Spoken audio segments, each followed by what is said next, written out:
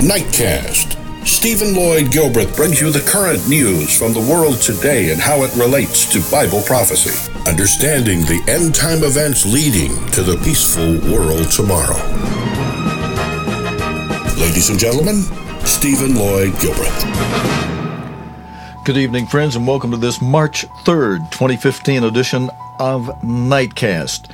For our opening story tonight, friends, we go to Israeli Prime Minister Netanyahu's address before the Congress today. I have three separate snippets, excerpts, clips from his speaking today. And in this first one, we might summarize it by saying that with Iran would pave the way to nuclear bombs. Concessions. One, leaving Iran with a vast nuclear program. And two, lifting the restrictions on that program in about a decade. That's why this deal is so bad. It doesn't block Iran's path to the bomb, it paves Iran's path to the bomb. So why would anyone make this deal? Because they hope that Iran will change for the better in the coming years? Or they believe that the alternative to this deal is worse? Well, I disagree. I don't believe that Iran's radical regime will change for the better after this deal. This regime has been in power for 36 years, and its voracious appetite for aggression grows with each passing year. This deal would only whet Iran's appetite for more. Would Iran be less aggressive when sanctions are removed and its economy is stronger? If Iran is gobbling up 4 countries right now while it's under sanctions, how many more countries will Iran devour when sanctions are lifted? Would Iran fund less terrorism when it has mountains of cash with which to fund more terrorism? Why should Iran's radical regime change for the better when it can enjoy the best of both worlds, aggression abroad, prosperity at home? This is a question that everyone asks in our region. Israel's neighbors, Iran's neighbors, know that Iran will become even more aggressive and sponsor even more terrorism when its economy is unshackled and it's been given a clear path to the bomb. And many of these neighbors say they'll respond by racing to get nuclear weapons of their own. So this deal won't change Iran for the better. It will only change the Middle East for the worse. A deal that's supposed to prevent nuclear proliferation would instead spark a nuclear arms race in the most dangerous part of the planet. And friends, I have, as I mentioned, 2 more clips that we'll be going to in tonight's program. In the next one, I'll tell you what Mr. Netanyahu basically is going to say in the couple of minute snip we have for the second one. But just a quick comment. Last night, and then I made mention of, I believe it was last night or one of the previous programs in the last few nights, we made mention of the fact that Iran is simply Persia with a new name. And in the Bible, in Esther, 4th chapter of Esther, we go back to a time when Persia was under a great world ruling reign. In fact, I think I forgot to do these shots. Let me see. Can we come out to the studio without messing up the camera shots too bad? Well, you'll see we've got the great image from Daniel 2 here, and I do want to quickly go on over to Mr. Netanyahu speaking, but if we go up to this one above me here, you see this is a depiction of the great image that King Nebuchadnezzar saw in his dream that he told Daniel about, that Daniel reports in chapter 2 of Daniel. And the second world ruling kingdom was the silver, the breast and arms of silver depicted by, am I doing this right? Let's see, is that the Persian? Yeah, the Persian kingdom was the second kingdom, world ruling kingdom. And during the time of a man named Haman, a man who tried to get the king, who in fact did get the king to sign an order saying that all the Jews would be killed, that the people of Persia on a certain day at a certain time in a certain way would kill all of the Jews. And it was a law that couldn't be changed. Well, Queen Esther was, through events and circumstances that God brought about, came to be the queen of the king, the wife of the king and his new queen. And Esther was Jewish. And Mordecai, a relative of hers, I believe that was her uncle, if I'm remembering that correctly, went to her and told her, look, Esther, you've got to speak to the king. She says, I haven't been invited to speak before the king in 30 days. And she says, anybody who goes before the king who's uninvited, it's an automatic death sentence. And Mordecai said, you've got to go. We're going to pray and fast for you. You've got to go before the king. He warned her that if you don't go, just because you're in the palace, you and your family will not escape the death that's coming to the Jews. And God will bring somebody else along to take care of it. So Esther went before the king, and he held out the golden scepter, which he had the power to do, to say, hey, even though you weren't invited, you're excused and you're pardoned from the death sentence. And she was able to explain to the king what Haman had done and that how it would affect her too. The king was very upset with Haman, and as it wound up, the very thing Haman wanted to do to the Jews and to Mordecai, and in particular, wound up happening to Haman. And the night of Purim, which occurs a couple of nights from now, right now, Netanyahu's speaking is right before the time of Purim, and he's speaking about Iran, who, again, the name of Iran is simply a modern-day name for old ancient Persia. And it was in Persia, the king of Persia, where Haman was, who talked the king into this proclamation that all the Jews would be killed. And so today, many have seen this, what's happening today earlier today with Benjamin Netanyahu speaking before Congress. It's similar in a way to what Esther was doing to explain to the king how the Jews were under threat of death. And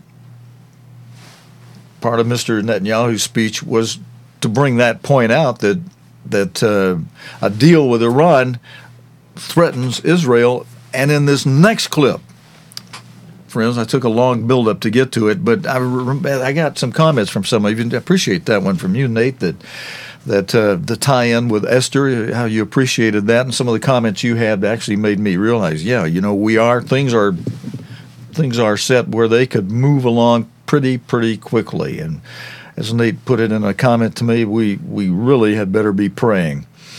And that's right, I agree with you on that. And this next clip, friends, you'll see how Israeli Prime Minister Benjamin Netanyahu is saying that he's warned that the Iranian regime poses not just a great threat to Israel, but to the entire world. Iran's regime is not merely a Jewish problem, any more than the Nazi regime was merely a Jewish problem. The 6 million Jews murdered by the Nazis were but a fraction of the 60 million people killed in World War II. So too, Iran's regime poses a grave threat not only to Israel, but also to the peace of the entire world. To understand just how dangerous Iran would be with nuclear weapons, we must fully understand the nature of the regime. The people of Iran are very talented people. They're heirs to one of the world's great civilizations. But in 1979, They were hijacked by religious zealots who imposed on them immediately a dark and brutal dictatorship. That year, the zealots drafted a constitution, a new one for Iran. It directed the Revolutionary Guards not only to protect Iran's borders, but also to fulfill the ideological mission of jihad. The regime's founder, Ayatollah Khomeini, exhorted his followers to export the revolution throughout the world. I'm standing here in Washington, D.C., and the difference is so stark. America's founding document promises life, liberty, and the pursuit of happiness. Iran's founding document pledges death, tyranny, and the pursuit of jihad. And as states are collapsing across the Middle East, Iran is charging into the void to do just that. Iran's goons in Gaza, its lackeys in Lebanon, its Revolutionary Guards on the Golan Heights are clutching Israel with three tentacles of terror.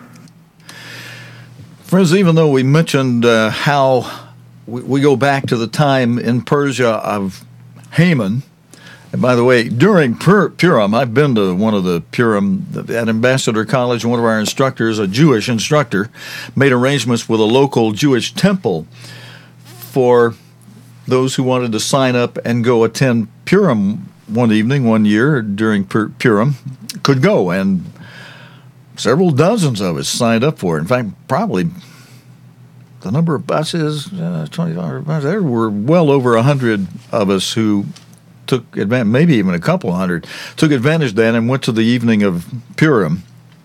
And they handed out at the door to all of us, to all the attendees, little twirlers that when you twirl them, little rattlers. When you twirl them, they rattle and make a noise. And the instruction is every time Haman's name is mentioned, you twirl these little things and make this rattling noise, and everybody's doing it. And when Haman's name is mentioned, the man who talked the king Ahab, I'm just going to say Ahab for short, it's a longer name than that, but he talked the king of Persia into signing the death proclamation against all the Jews. And thankfully, Esther was able to talk to the king, and the king could not do away with that order, but he did a new order that said anybody who tempted the Jews could kill the other people. And so it wound up being a wash. Nobody wanted to kill the Jews because they didn't want to wind up themselves being killed. So it worked out. And so Haman and Purim coming up in a couple of days. But it goes back. This whole thing really goes back because, see, even the people of Persia have connections with relations, ancestry that goes back to Ishmael. And this real hatred of Israel goes back 3 centuries, a little more, to the time of Abraham and his wife Sarah, and Sarah's Egyptian handmaid Hagar. And when Sarah was barren, she suggested to Abraham that he go into her Egyptian handmaid Hagar and she would bear a son on Sarah's knees, and it would be considered Abraham and Sarah's son. But once, and Abraham went along with that, the Egyptian handmaid went along with that, and yet once Ishmael was born to Hagar, Hagar made it obvious to Sarah that Ishmael was Hagar's son. And it caused some jealousy, and Sarah wanted Hagar and Ishmael away. And it upset Abraham, but Abraham went before God, and God told Abraham, listen to your wife Sarah, Abraham. And so Sarah said, Hagar and that kid goes. And so Abraham put them out.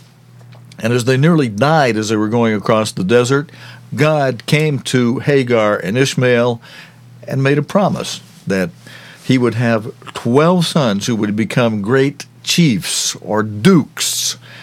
And now his offspring would not be numberless like the promise to to Abraham's son Isaac. But still, there would be 12 chiefs, 12 dukes, and they would be a thorn in the side of their brethren. That includes half-brother Isaac, because Ishmael was a half-brother of Isaac. Ishmael had the same father that Isaac had. Abraham was the father of both of them. Abraham was the father of Ishmael, and Abraham is the father of Isaac. So you've got Abraham fathering Ishmael and his descendants through Hagar, who have 12 chiefs, and these are basically you could, in short, call them your Palestinians, or actually it's more than the Palestinian area. It even gets into Saudi Arabia. It gets into, you could say your Arab people, basically. And there's some Persian. When you study the ancestry, you see Persia's involved in that too. So this hatred of the offspring of Isaac. Isaac was the father of Jacob. He was also the father of Esau, and Esau today, the modern-day descendants of Esau are in Turkey. And they've kind of mingled around with he married a wife that's related to Ishmael. So there's a tie-in there. But this problem goes back 3,500 years. It's not some real recent thing, this hatred of the descendants of Isaac. Again, Isaac was the father of Jacob. Jacob was the father of the 12 sons who are called the 12 tribes of Israel. Jacob's name was changed to Israel, so the 12 tribes of Israel, including Judah and Benjamin, and the Levites, who basically, mostly Judah, makes up your people in the Middle East, in the country called Israel in the Middle East today. All right, a little background, and just the fact that this hatred goes back all the way, if you really want to follow it or think it through and think it back, it goes all the way back in your Bible to the stories you'll find in Genesis related to Abraham and Isaac and Hagar, the Egyptian handmaid of Abraham's wife Sarah, who had Ishmael. Go back and read that, and you'll get a good idea for what's going on today with the hatred against Israel. And Israel includes the offspring of Joseph, who had two sons named Ephraim and Manasseh, who today are your modern-day United Kingdom and United States, respectively. All right, I've gone over that before, and we've also made mention and put this little chart up on the screen a few times where it shows where the 12 tribes of Israel are today. Israel is much more than the little modern-day state in the Middle East. Israel, Jacob, had 12 sons, not just Judah, not just Levi, and some of Benjamin kind of sometimes cohabits around with the Jews and may be a big part of what's in the Middle East over there in that little state called Israel. But you've got all these areas you see here that are part of Israel, and Ishmael, his descendants, hate them all. And so that includes a hatred, ultimately, for the United States and the UK, and even France will reap the consequences of that hatred eventually. And even though France has been going along with a lot of things in a lot of ways that makes it look like it's not part of us, but he is, and that's in the blood against Israel. All right, let's go on to a situation related to the fourth seal of Revelation, the pale horse that Jesus Christ described in plain language as being a horse of loimus, meaning disease epidemics, the plagues of Egypt, pestilence, and the Ebola thing still continues, even though it's not as much in the news, not as rampant at the moment, thankfully. And, you know, with what happened today, friends, in Washington, there does seem to be a little bit of a respite, a little bit of a breath of fresh air in a way. And to me, that possibly says that God may be giving a little more time, at least a breath of fresh air. He's delayed things that would really slam things together and bring about Christ's return. And there's a reason I've expressed many times why I believe that is. we'll discuss that another time. I got a few more stories to go, and then I need to wrap it up tonight because we're kind of late because of some problems we had in the studio tonight.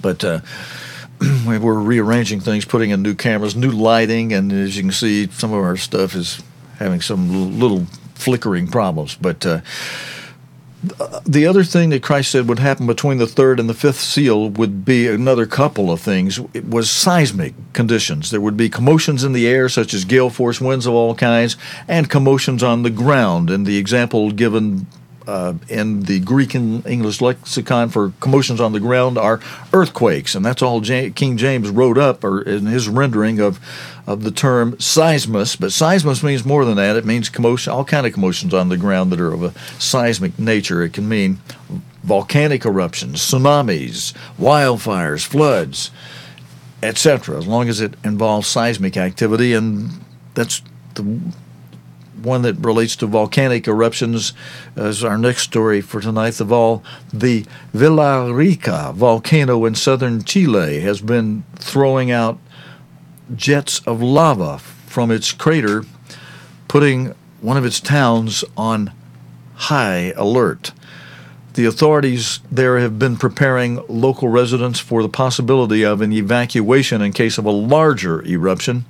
The national park where the volcano is located is currently closed as a precaution.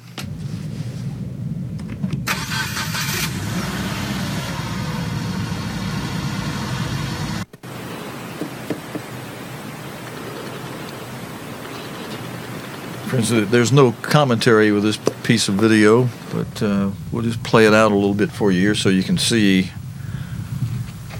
the eruptions there. And there's more going on. The video's still going, but it's kind of dark. Let's see. There we go. There's a pretty spectacular eruption right there.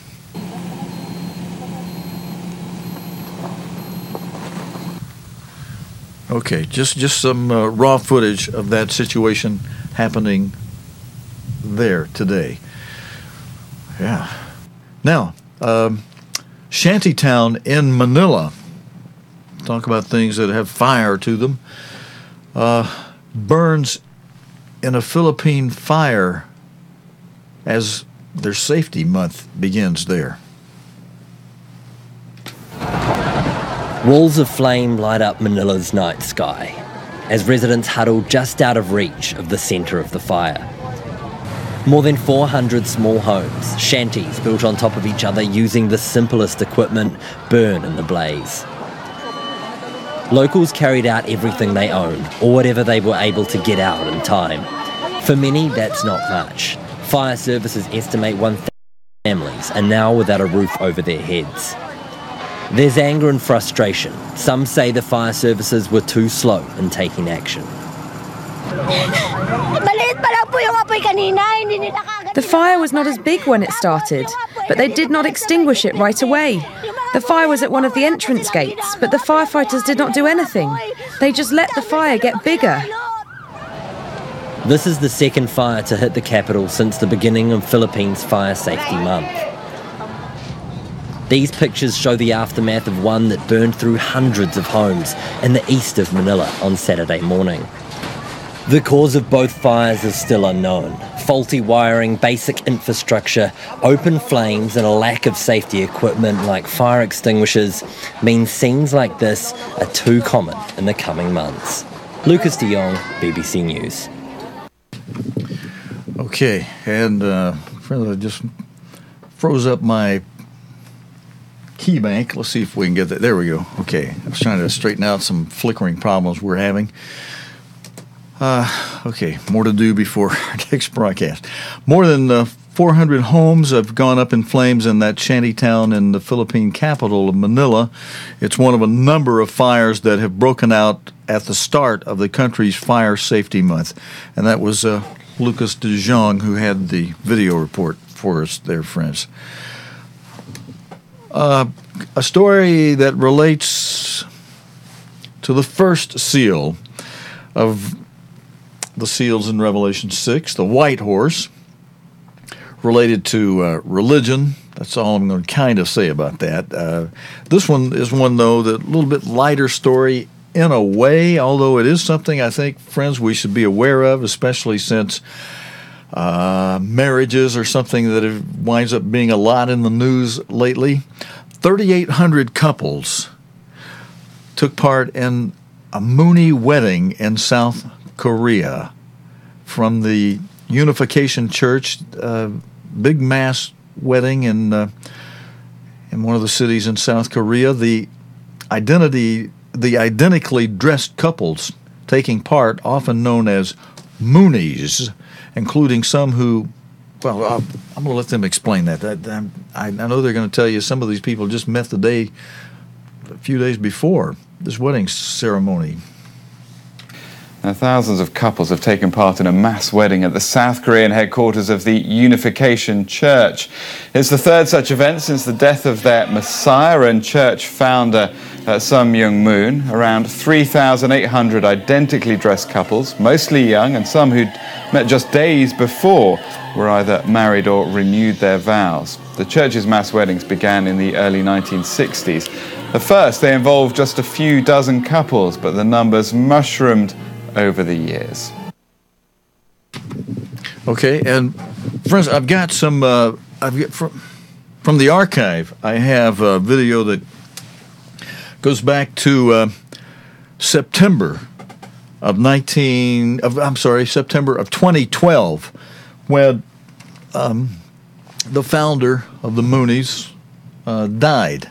And this will give you a little history on him. Moon set up the church, whose members are often called Moonies, in the 1950s in the South Korean capital, Seoul. Let's see what the details are in this video that explains. This is September 2012, at the time he died. A self-proclaimed messiah who turned his Unification Church into a worldwide religion within 50 years. This is what Sun Myung Moon's church will be best remembered for: mass weddings, where thousands of people, many of them strangers, married in ceremonies like this one in the United States. The quickest way to world peace, according to Reverend Moon. Born in Korea in 1920, Sun Myung Moon claimed that God had chosen him to establish the kingdom of heaven on earth. He founded the church in 1954 after surviving the Korean War. His followers, popularly called Moonies, shared Moon's strong belief in marriage and his hatred of communism. But the church was accused of brainwashing its members, breaking up families, and lining the pockets of its leader, allegations which were fiercely denied. Moon became a wealthy man. Convicted of tax evasion in the 1980s, he spent 11 months behind bars. His fervent speeches brought him followers around the world. But in later years, the church adopted a lower profile and focused on building a business empire in the US and in North and South Korea. He leaves a church which still claims millions of members worldwide, a claim that's strongly disputed, and a legacy that's every bit as controversial. And friends, if you got that now, he died in September 2012, and yet that big wedding ceremony that occurred today, bigger than those he used to do when he was alive. So, yeah, his legacy of these huge mass wedding ceremonies not only continues to go on, but has grown. And as you heard in the video, the history of Mr. Moon is that he believed he was commissioned by God to start the kingdom of heaven on earth. And you know, one of the things that Jesus Christ said was, warned us in the first seal, the white horse, he warned us to beware of religious deception. Don't be deceived. He said many will come, and not just one or two here or there like this, but many would come in my name, saying that I in fact was Jesus Christ, and yet would deceive many. And those who understand the real truth is that the kingdom of God will not be restored on this earth until Jesus Christ returns and ushers it back in here and restores it. In the meantime, he started a church which is not an organization or not a building. It's a few people, he's called. to train and to become kings and priests at the time after he returns. And all right, that's the story on that. Now, talk about funerals, though. That funeral for Mr. Moon was back 3 years ago, September 2012. There was a funeral today where thousands of Russians have bid farewell to the murdered Russian opposition politician Boris Nemtsov as his funeral took place in the capital, Moscow. They queued right around the park and up into the street. Thousands braving the freezing Moscow cold to bid farewell to Boris Nemtsov, still shocked by his brutal murder. Rafik tells me he was a patriot and a hero. He wanted Russia to live better and fought for the truth, Rafik says. And look what happened. An opposition politician, Boris Nemtsov, was shot just steps from the Kremlin. President Putin quickly called it a provocation. His allies claim it was part of a plot to undermine him. But those filing past the coffin today said they believe Boris Nemtsov was killed for his sharply critical political views. His mother had said she feared for his life. The queue here just goes on and on. A huge number of people who've turned out to pay their respects to Boris Nemtsov, a man they remember as full of energy and full of life, and a true democrat. John Major was here too to call for a thorough investigation into the murder of a man he'd known and admired. He stood in a word for liberty. And the things he stood against were very important as well: aggression, repression, and corruption. Amid the sorrow for Boris Nemtsov, there was fear here too for the future, and deep scepticism that those behind his killing will ever be found. Sarah Rainsford, BBC News, Moscow.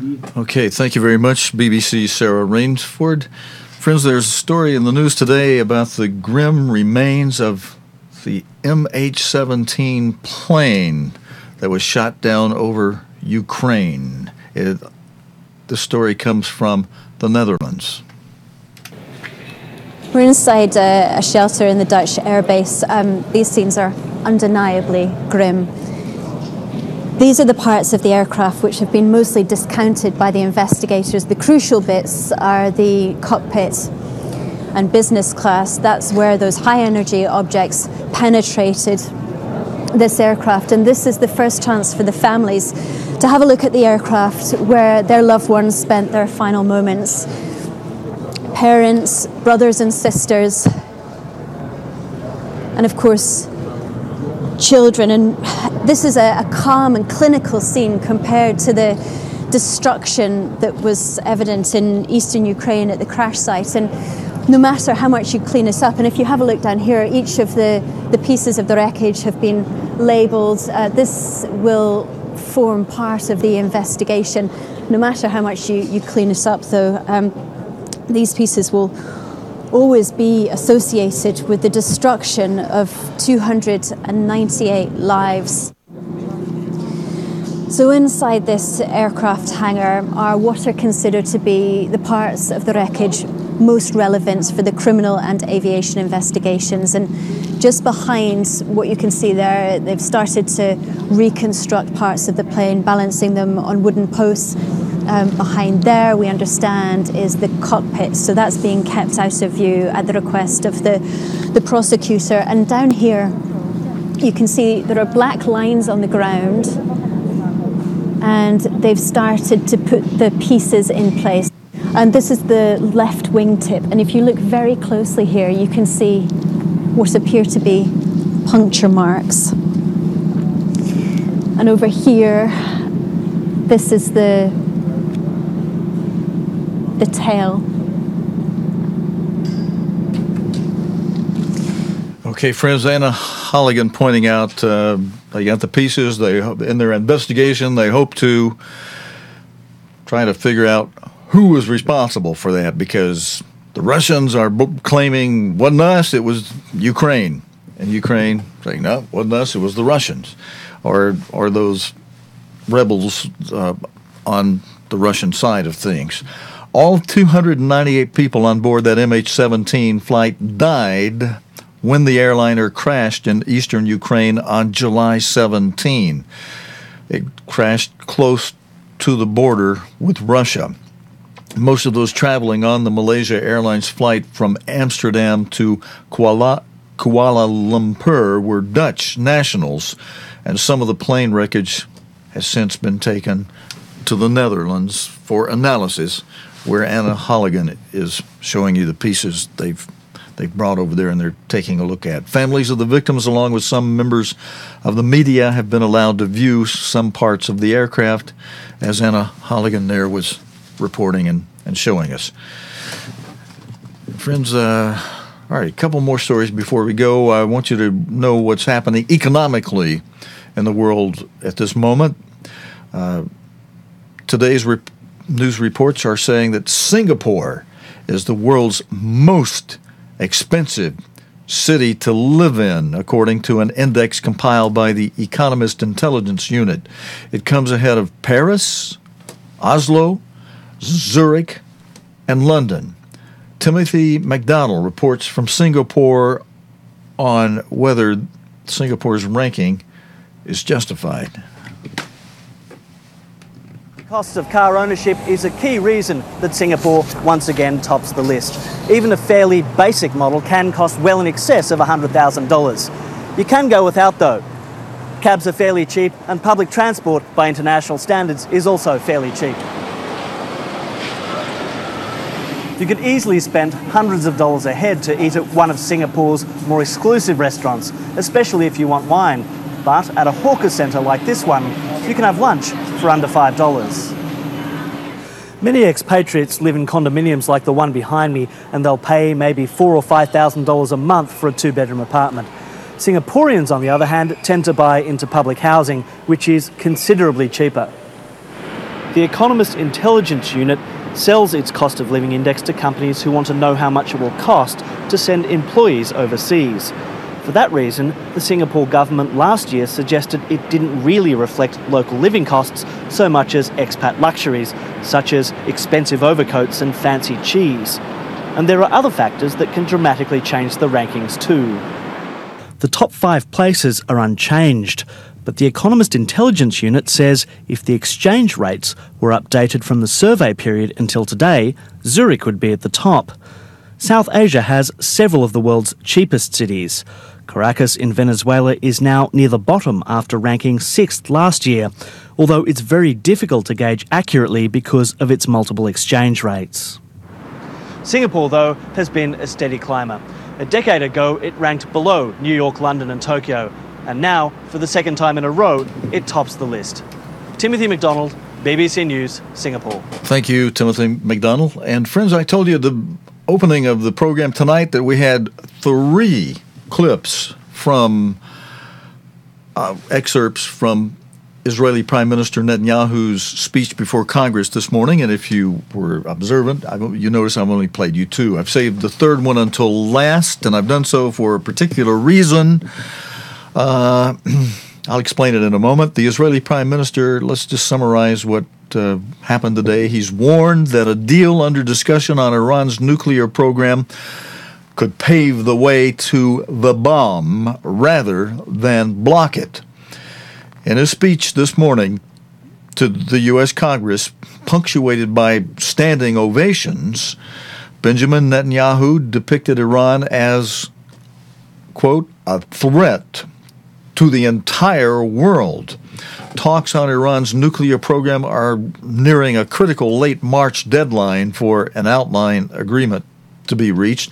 And just a reminder, friends, you know, those Geneva talks, as they had been called at one time, began in November of 2013, well over a year ago, and they were supposed to climax 6 months later in a deal, a finalized deal being made. But 6 months later, no deal was made. They had to put it off for a few more months, and then a few more months, and then a few more months, and then here we are right now today with it still not having culminated in a final deal of anything perceptibly. I know all those delays have enabled Iran to continue working on that secret nuclear development of uranium they have in an underground location that has been undisclosed, according to a former advisor to the president of Iran, as he revealed in November of 2013, just a few days after the Geneva talks, as he sat in an interview in a Syrian broadcasting TV station on live television out of Syria, laughing and saying, "We made fools out of the United States, the 5 European leaders, China, Russia, France, the UK, and the US, and Germany," who all are an interesting combination of people that are countries that are involved in that, and he laughed and said, "We made fools out of them. We agreed with their thing. They wanted this stuff they know about we have at 3.9. We'd reduce that by 20%, and that's all we agreed to. And we didn't tell them about this other stuff we have that we're telling you we made fools out of them. We're still working on that. And once we get it into a bomb, then we'll negotiate equal to equal as one who has a bomb with others who have bombs." And he basically said there's really no agreement, no real agreement at all, what they agreed, and it's like that same month, November 2013, I've mentioned this several times, it's in our archive, and perhaps I'll pull that up and play just little snippet tidbits of it. We got the whole thing in the archive, but that same month, November 2013, the former United States Secretary of State, George Shultz, did an interview with the BBC where he said, he was Secretary of State between 1982 and 1989. He's now 92 years old.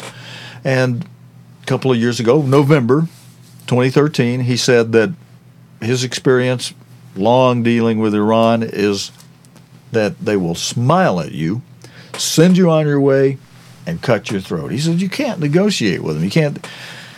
You can't trust them. And and Israeli Prime Minister Benjamin Netanyahu knows that. And it's too bad that those in office today are not listening to the former United States Secretary of State and not listening to Israeli Prime Minister Benjamin Netanyahu. We've got a third clip. This one is not just Israeli Prime Minister Benjamin Netanyahu speaking, but it is featured with a commentator, Kim Gaddis, who has an analysis of the address and includes information about the controversy, as it is being called, that was of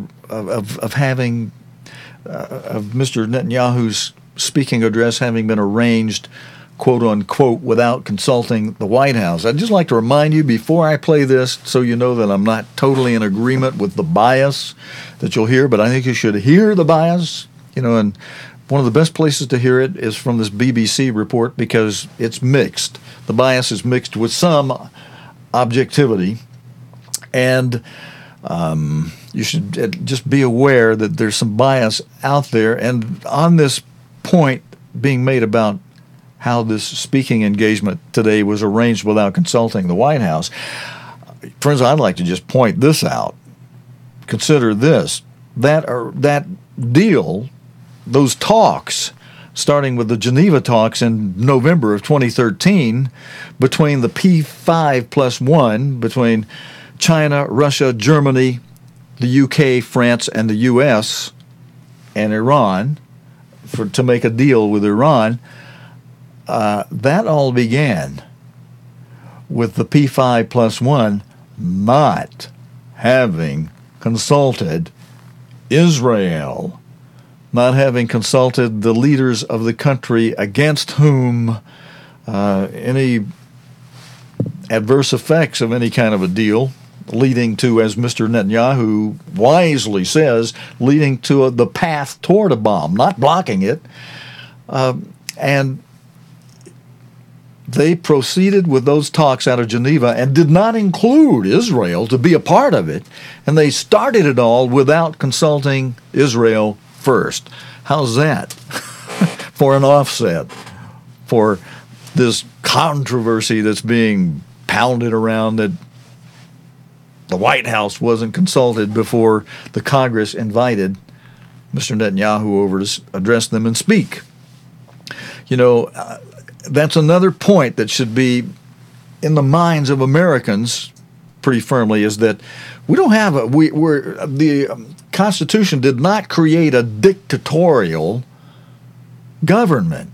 It created three branches with the idea in mind: an executive branch, a judicial branch, and a law. Let's see, we got the Congress, we got the courts, and we got the White House, the president. So the White House is the executive branch, the courts are the judicial branch, and the legislative branch, the Congress and the Senate.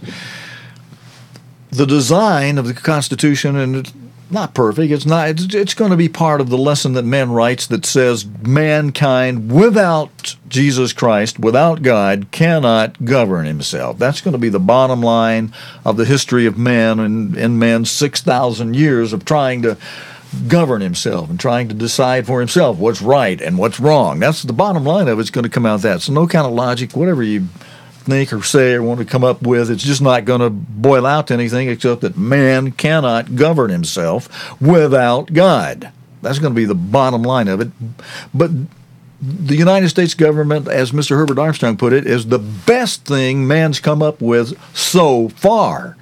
But even that now, as you see, is not really working, and it's going to come out writing the lesson in history that government man just don't work. But the idea behind the three separate branches, executive, legislative, and judicial, was to have checks and balances.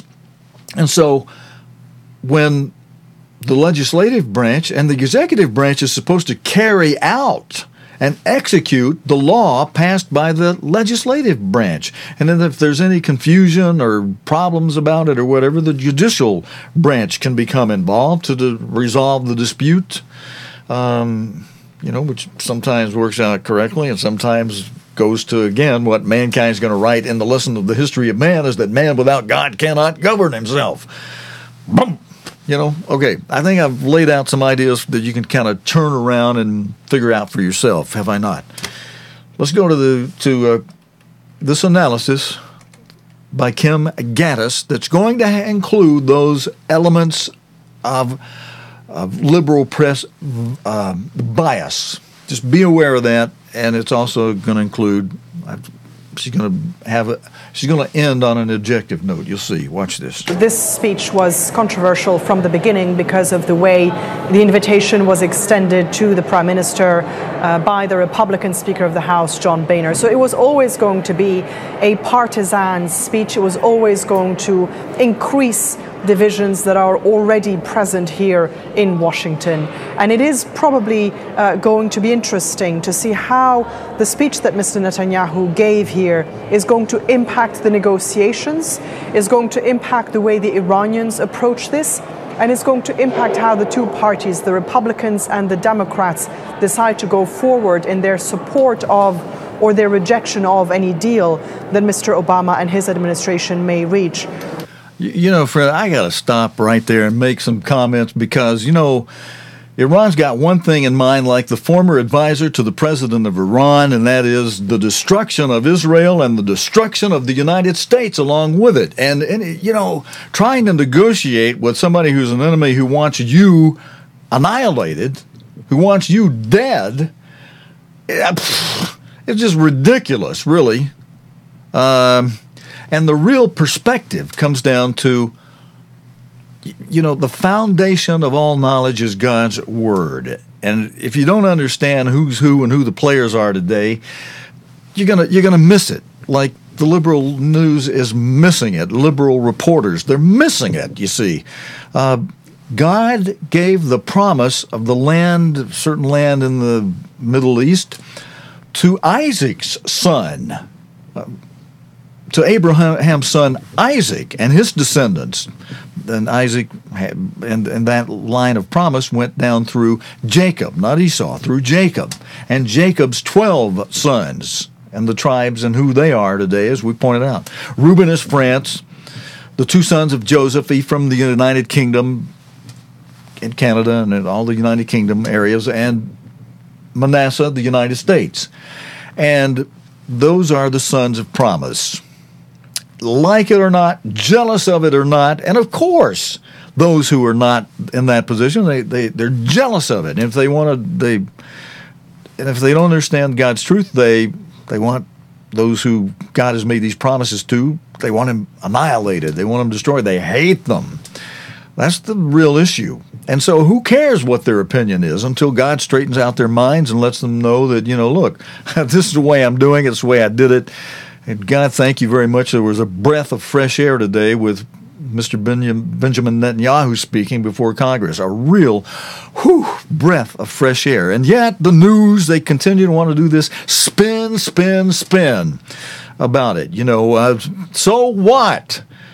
The Congress, which is the legislative branch, it's intended to be equal with the executive branch. The executive branch has the responsibility and authority to carry out what the legislative branch comes up with as law.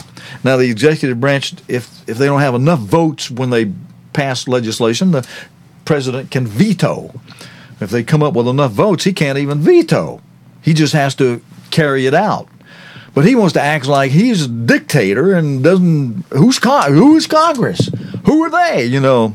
They are the legislative branch of the United States. Not a perfect government, but the best thing, like Mr. Armstrong said, the best thing that's come along by man so far. But still, again, before we try to argue it too far, again, the bottom line, like we've been taught through Mr. Armstrong and the instructors in Ambassador College, God is allowing man 6,000 years to write the lesson in the history of man that man without God cannot govern himself. And they come up with all kind of hissy fits and arguings and blah, blah, blah. All right, now she gets better. Kim, let's go back to you. Look, I have to tell it the way it is. This is a news program of the day's current news related to the Bible and prophecy. And when you leave out the Bible, you get off guard, you get off track, and you get all these crazy, idiotic ideas, and you go along with this bias against God. It's God who decided that Isaac would be the son of promise. You don't like that? Take your lumps. I'm going to play the rest of her story, and we'll end tonight, friends. She goes into a little bit of objectivity in a moment, so I'm going to let her say more, and she'll put another clip from Mr. Netanyahu in. So back to you, Kim Geddes. Overall, Mr. Netanyahu's speech was somewhat measured. There were no theatrics the way he's used in the past sometimes. It was also very smart in the way that it appealed to deep-seated enmity towards Iran here in the US when he went beyond discussing the nuclear deal and told people in the chamber, remember that Iran will always be an enemy of the US. Remember all the Americans who died because of Iran's negative role in the Middle East. And that is a message that will resonate. But I think reactions are still trickling in, people deciding what they make of it exactly, and whether they agree with the substance. People may disagree with the theatrics, they may disagree with the timing and the location, but there are Democrats who also agree with the substance of what Mr. Netanyahu laid out. Terrific. Thank you very much, Kim. Excellent closing comment. There are Democrats who agree with the substance, and whether they're Democrats or whoever they are, whoever agrees with the substance of what Mr. Netanyahu said has at least a little bit of good common sense, or horse sense, if you want to call it that. Friends, that's it for tonight. Thank you for joining me here on Nightcast on a day when we got a breath of fresh air in a certain way with Mr. Netanyahu speaking before Congress in Washington, D.C. today. God willing, and the creek don't rise, friends, we'll be back here on Nightcast tomorrow night. What's tonight? Tuesday night? Tomorrow night, Wednesday night, with the day's current news related to the Bible and prophecy. Until next time, your host, Stephen Lloyd Gilbreth, saying so long and good night, friends. You have been watching Nightcast with Stephen Lloyd Gilbreth. Nightcast can be seen Sunday through Thursday nights here on COGTV.org. Tonight's program is also available anytime on demand in the COGTV.org video archive.